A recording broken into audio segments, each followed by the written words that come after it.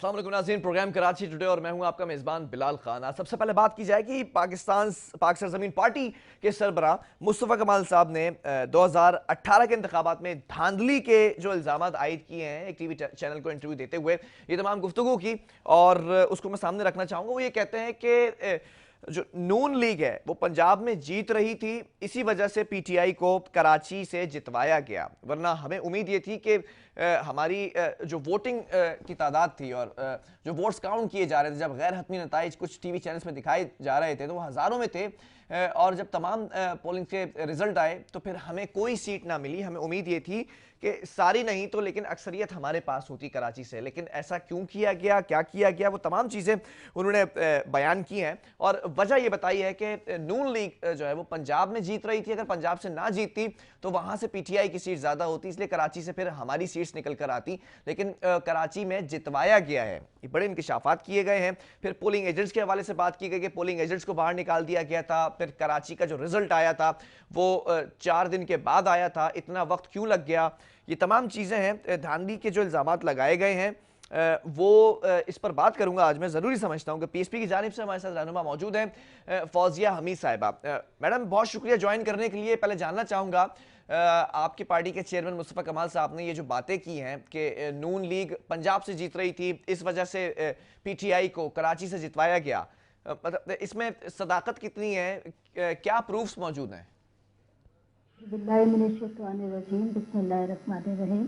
सबसे पहले तो बहुत शुक्रिया कि आपने मुझे मदऊ किया अपने प्रोग्राम में।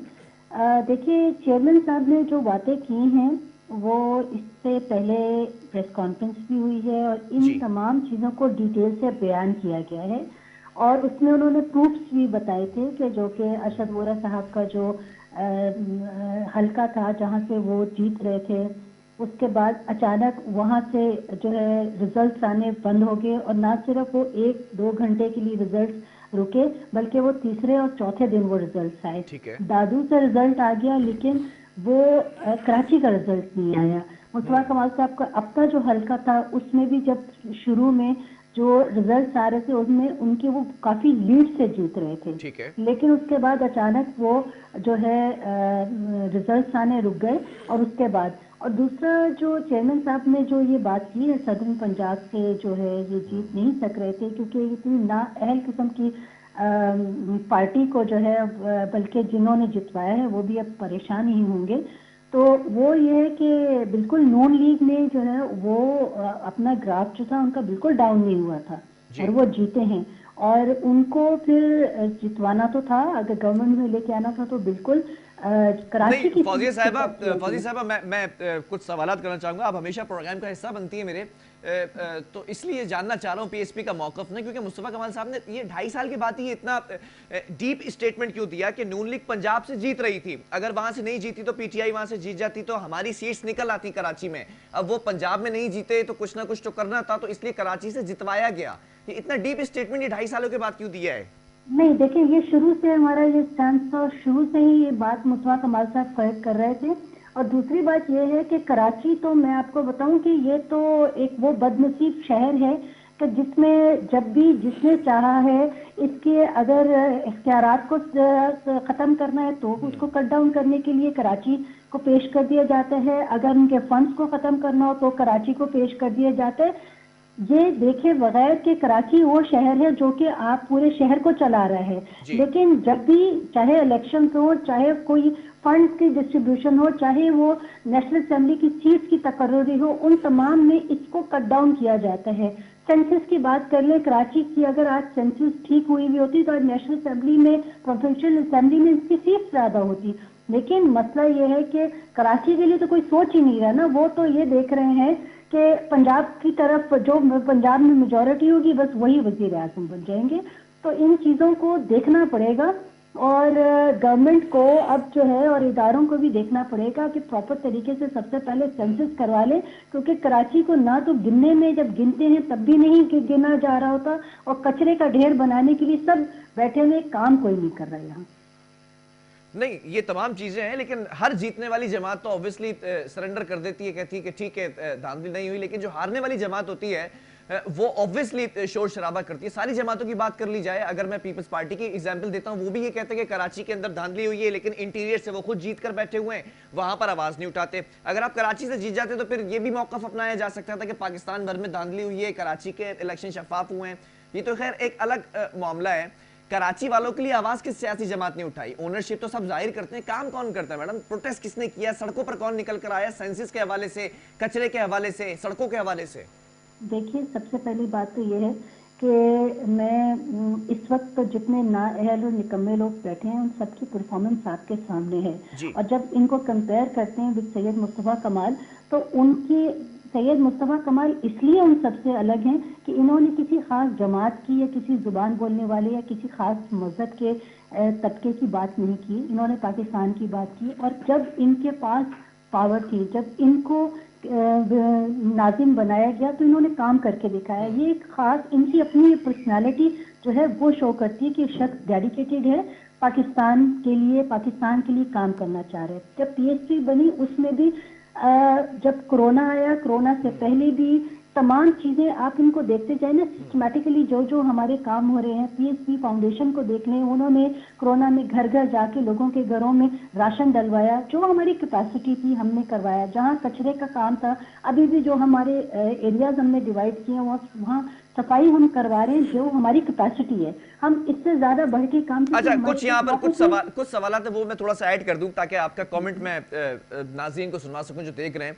मैडम, आप कह रही है कि मुस्तफा कमाल साहब का जो टेन्योर था उसमें जो काम किया गया, पहले तो थोड़े से इसके ऊपर कुछ सियासी जमातों के इख्तलाफात हैं। वो ये कहते हैं कि वो तो एमक्यूएम की पार्टी से बिलोंग करते थे, एमक्यूएम ने काम करवाया, एमक्यूएम का दौर था और एमक्यूएम का मेयर था। वो एक तासुर ये जाता है। दूसरी बात ये कि 300 अरब रुपए खर्च किए थे उस दौर के अंदर। अब ये जो पिछले मेयर गुजरे वसीम अख्तर साहब, इनको तो फंड्स की कमी का सामना था, तो दोनों कंपैरिजन कैसे किए जा सकते हैं? जी, ये आपने बहुत अच्छा क्वेश्चन किया, और ये अक्सर मुझसे सवाल कर लिया जाता है और उसका फिर मैं जवाब देती हूँ कि जब वो एमक्यूएम के मेयर थे, बिल्कुल, और उनके साथ एक टीम थी, लेकिन जब वो कराची में एमक्यूएम के मेयर थे तो हैदराबाद में भी एमक्यूएम के ही मेयर काम कर रहे थे। तो फिर ये क्या ऐसी बात है कि मुस्तफा कमाल साहब का नाम हर जगह आता है कि इस शख्स ने काम किया? उस टाइम पे तो हैदराबाद में भी तरक्की हुई थी, ऐसी बात नहीं है। जब आप मेरा पूरा जवाब सुन ले, इंटरनेशनली भी उन्हीं को रिकॉग्नाइज किया जा रहा है, उन्हीं को कहा जा रहा है कि ये टॉप 2 जो है मेयर्स में से उनका नाम आ गया था। तो उनको इंटरनेशनली एक मैगजीन है वो भी ये नहीं, तो हर बच्चा तो क्लास में फर्स्ट नहीं आएगा ना। बात देखिए, पंजाब का उस वक्त जो वजीर ये थे शहबाज शरीफ साहब, उन्होंने कहा कि अगर ये मेयर हमारे पास आ जाता तो हमारा पंजाब साफ हो जाता। नहीं, उस वक्त तो क्रेडिट सारा एमक्यूएम लेके जाती थी। वो कहती थी हम अपनी जमात के बंदे से काम करा रहे हैं, मेयर उनका था। नहीं, तो वो एमक्यूएम जो है वो फिर हैदराबाद के मेयर से काम क्यों नहीं? उस वक्त देखिए madam, to be very honest, उस वक्त काम हुआ। लेट्स बी ऑनेस्ट और बात सही करें ना, क्योंकि अगर तो एमक्यूएम ने क्रेडिट लेना है तो एमक्यूएम, मुझे ये बताइए कि एमक्यूएम की जो परफॉर्मेंस है, उस परफॉर्मेंस में से सिर्फ मुस्तफा कमाल की जो काम है, उनकी सर्विसेज को निकाल दिया जाए तो उनके पास कैश करने के लिए है क्या? 2013 के जो इलेक्शन थे वो सैयद मुस्तफा कमाल की परफॉर्मेंस को बता के हम लोग भी उसमें शामिल थे। वो ही हम बताते थे कि हमने ये काम किया, हमारे मेयर ने ये काम किया, और यही हम बता के करवाते थे कैश। लेकिन हैदराबाद में हमने क्यों नहीं कैश कराया? इसलिए कि वहाँ का जो मेयर था एक नाअहल इंसान था।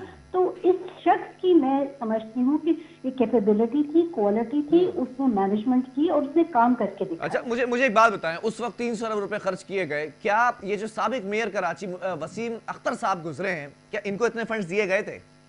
देखिए, इनको फंड्स जो नहीं दिए गए, लेकिन जो फंड्स दिए गए उसमें इन्होंने कितना काम करके दिखाया। अगर मैं सवाल कर लूं कि जितने फंड्स नहीं दिए गए तो उस कैपेसिटी में काम कैसे डिलीवर कर सकता है बंदा? नहीं, मुझे ये बताइए कि जितने फंड दिए गए, जो 10 रुपए भी इनको दिए गए, उस कैपेसिटी का काम कितना करके दिखाया है इनके? अगर या तो ये कहे ना कि इनकी कोई सीट खाली थी, कोई एक चेयरमैन की सीट नहीं थी, सब लोग थे ना, तो काम नहीं कर रहे। जो लोग इनके पास मौजूद थे उसमें, और उस बात पे मुस्तफा कमाल साहब ने कहा कि ये जो इस वक्त इनके पास जो पावर्स है ये मुझे दे, मैं इन पावर्स में भी काम करके आपको दिखा दूं। तो इस पावर में भी तो इतना बड़ा शहर है, मेट्रोपॉलिटन सिटी है, 10 करोड़ रुपए अगर आप दे दें और बोले कि पूरा शहर सुधार दो, फिर आप जो है वो एक लिमिट दे दें कि इस तादाद से ज़्यादा, इस रकम से ज़्यादा के बड़े प्रोजेक्ट्स आप कर नहीं सकते हैं, तो कैसे पॉसिबल है कि ये जो है वो शहर को सुधार सके? फिर आप ही की जमात के कुछ लोग मौजूद थे, अरशद वोरा साहब भी उस वक्त हिस्सा थे, कैसे नहीं, कर सकते थे? आप अरशद वोरा साहब ने फिर उसको रिजाइन किया ना, वो नहीं रहे, वो रिजाइन तकरीबन 2 साल के बाद किया, 2 साल के बाद जाके किया, क्योंकि 2 साल बड़ी कोशिश की। अरशद वोरा साहब एक बहुत ही हम्बल नेचर के इंसान हैं और बहुत ही जी शऊर जो है सियासतदान है। उन्होंने बहुत कोशिश की, लेकिन जब उनकी कोशिशें सारी नाकाम हुई, देन ही रिजाइन्ड। नाकाम कैसे हुई? क्या मेयर ने काम करने नहीं दिया, आपका मतलब है? या भाई फिर उन्होंने या उस माहौल में काम नहीं कर सके, इख्तियारात जो थे? इस पे आप अरशद वोरा साहब से एक पूरा जो है प्रोग्राम कराएं और आपको पता चलेगा कि अरशद वोरा साहब ने रिजाइन क्यों किया। उन्होंने हर लेवल पे जाके रिक्वेस्ट की है, लेकिन उनको काम नहीं करने दिया गया। जब उनको काम नहीं करने दिया, देन ही रिजाइन। ठीक है, और कोई वजह नहीं थी। अदरवाइज वो बैठे हुए थे, उनको चीजें मिल रही थी, वो भी अगर वसीम अख्तर की तरह बैठे रहते तो वो भी तो एंजॉय करते, लेकिन उन्होंने रिजाइन कर दी। नहीं, जब मेयर साहब उस वक्त जेल में थे और सिटिंग पर वोरा साहब के पास थी, तमाम पावर्स थी, तो उस वक्त भी मामलात ऐसे ही कुछ थे ना मैडम, या कुछ मामलात बेहतर हो गए थे वोरा साहब की क़यादत में? बहुत, ये मैं आपको फिर दोबारा ये बात कह रही हूँ, आपको ये चीजें बड़ी अच्छे तरीके से क्लियर होंगी। हो सकता है कि आपको मेरी बात पे यकीन ना आ रहा हो। अरशद वोरा साहब के साथ एक पूरा प्रोग्राम कर ले। नहीं, मैंने तो आपको इसलिए लिया, देखें, मैं इसलिए बता दूं, आप हमारी मौजूद गेस्ट हैं, हमेशा प्रोग्राम का हिस्सा बनती हैं, बड़ा अच्छा कमेंट देती हैं, एनालिसिस करती हैं, इसलिए मैं चाह रहा हूं जब आप मुस्तफा कमाल साहब को डिफेंड करिए तो अरशद वोरा साहब के हवाले से भी मैं कमेंट चाहूंगा ना इस पर। अरशद वोरा साहब के साथ अलग से प्रोग्राम जरूर करूंगा मैं, लेकिन ये जानना चाह रहा हूं, उस वक्त तो 2 साल तक ये हिस्सा रहे थे उस टीम का, उस ट्रेन में सवार थे ये, तो उस वक्त नहीं पता थी चीजें। अच्छा, ये क्वेश्चन तो आप मुझसे भी कर सकते हैं कि मैं भी एमएनए बन के उस टीम का हिस्सा रही हूँ, लेकिन मैंने फिर लास्ट में आके रिजाइन किया। बहुत सी चीजें होती हैं, देखिए, जब आपने किसी चीज अपनी पोस्ट से रिजाइन करना होता है, इतना आसान काम नहीं होता। पार्टी को छोड़ना इतना आसान काम नहीं होता, और ये बहुत सारी चीजें देख के हम लोगों ने रिजाइन किया। उस पोस्ट पे रहते हुए हमने रिजाइन किया। नहीं, ऑब्वियसली सीट छोड़ना तो सबके लिए मुश्किल है। अरशद वोरा साहब भी ये काम करते कि हमारे कांटेक्ट में रहते, और जब उनका टेन्योर खत्म होता छोड़ के आ जाते। अच्छा, मुझे एक बात बताएं, पूरी कोशिश की जैसे चीजों को सही कर दिया जाए, लेकिन वो नहीं हो रही थी। वो इतने ज्यादा डिप्रेशन में इस चीज पे आ गए कि मैं कोई काम कर नहीं सकता हूँ, हर चीज से मेरे हाथ बंधे हुए हैं। चले, मतलब मेयर साहब ने काम करने दिया। मैं थोड़ा सा एक और क्वेश्चन करना चाहूंगा आखिर में, क्योंकि वक्त भी कम है थोड़ा।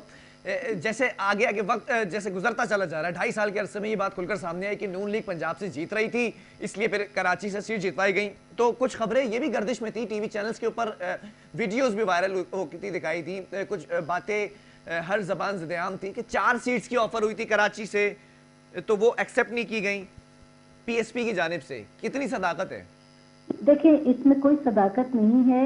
अगर हमने बिकना होता तो हम शायद बिक भी जाते, लेकिन बिकना नहीं था ना। मतलब पीएसपी को 4 सीट्स ऑफर नहीं हुई थी? नहीं, कोई ऐसा कोई इस चीज में कोई सदाकत नहीं है। हमने जो काम करना था अपने जोरे बाजू से करना था, और अच्छा हुआ हम लोग नहीं जीते। हमने इस अरसे में हमने बहुत सी चीजों को नोट, लेकिन अनीस एडवोकेट साहब ने तो ऑन एयर बैठकर ये बात कही है कि 4 सीट्स की ऑफर हुई थी। अब मैं किसको मानूं? देखिए, ये मेरे नॉलेज में नहीं है कि उन्होंने ये बात कही है, क्योंकि जो चीज मेरी नॉलेज में मैं वो बात करूंगी ना। मेरी नॉलेज में ये बात नहीं है कि कोई चीज ऑफर हुई है या हमने रिफ्यूज किया है, ऐसा कुछ है नहीं। चलें जी, बहुत शुक्रिया। फौजिया अमीर साहब हमारे साथ मौजूद थी पीएसपी की जानिब से। उनकी नॉलेज में ये नहीं है कि 4 सीट्स ऑफर हुई थी या नहीं थी, लेकिन जबकि अनीस एडवोकेट साहब ये बैठकर ऑन एयर कह चुके हैं कि हमें जिस नंबर पे लाया गया, जिस नंबर पे रखा गया, हम उस नंबर पर बैठे हुए हैं और आज हमारे पास कोई सीट्स मौजूद नहीं है। 4 सीट्स की ऑफर हुई थी। बहरहाल पाक सरजमीन पार्टी की अगर बात कर ली जाए तो अब जैसे जैसे वक्त गुजरता चला जा रहा है, वजाहत होती चली जा रही है, इल्जामात आयद किए जा रहे हैं, लेकिन वजाहत के साथ कि जो जमात पंजाब से जीत रही थी उसके अगेंस्ट पीटीआई को जितवाना था, इसलिए कराची से सीट्स दी गई हैं। अब आगे हो सकता है कि मुस्तफा कमाल साहब आने वाले एतवार के अंदर कुछ और हकाइक ऐसे हैं जिन पर से पर्दा उठाएं। बहरहाल यहाँ वक्फा लेंगे, इसी पर बात करेंगे आगे।